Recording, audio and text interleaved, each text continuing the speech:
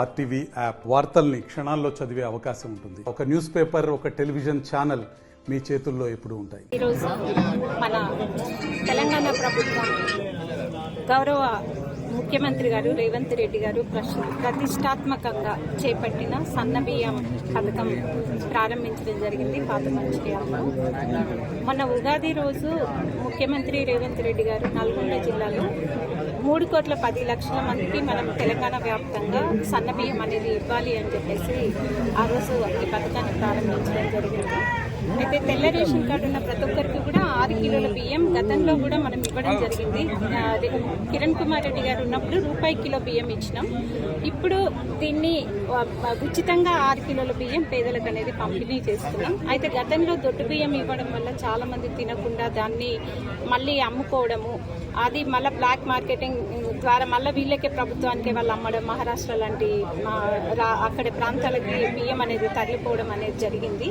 అట్లా కాకుండా అందరు తినడానికి ఉపయోగపడే విధంగా సన్న బియ్యం అనేది మనం రాష్ట్ర ప్రభుత్వం ఇస్తుంది. అయితే కాంగ్రెస్ పార్టీ తెలంగాణలో అధికారం చేపట్టిన తర్వాత పేదవారికి దిగువ మధ్య తరగతి వారికి సామాన్య ప్రజల సంక్షేమం కోసమే పథకాలు అనేవి చేపట్టడం జరుగుతుంది. దీంట్లో రైతులకు కూడా మనం రైతు భరోసా 6,000 ఇవ్వడం, అలాగే 2 లక్షల వరకు రుణమాఫీ చేయడం కూడా జరిగింది. అలాగే పేదవాళ్ళకి ముఖ్యంగా మహిళలని దృష్టిలో పెట్టుకొని కూడా మనం పథకాలు అనేటివి ఇవ్వడం జరుగుతుంది.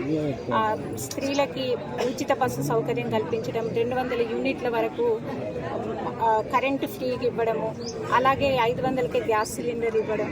ఇప్పుడు ఉపాధి కూడా చదువుకున్న నిరుద్యోగులు ఎవరైతే ఉన్నారో వాళ్ళకు ఉపాధి కల్పన అనేది కూడా రాష్ట్ర ప్రభుత్వం చేయాలి అని చెప్పేసి ఒకటి రాజీవ్ యువ వికాస్ అనే పథకాన్ని కూడా ప్రవేశపెట్టడం జరిగింది. ఏప్రిల్ 14th వరకు అర్హులైన యువకులందరూ కూడా యువకులు దానికోసం అప్లై చేసుకోవచ్చు. అలాగే ప్రతి నియోజకవర్గానికి కూడా ఇందిరమ్మ ఇల్లు అనేటివి 3,500 ఇస్తాము అని చెప్పేసి రాష్ట్ర ప్రభుత్వం ప్రకటించడం జరిగింది.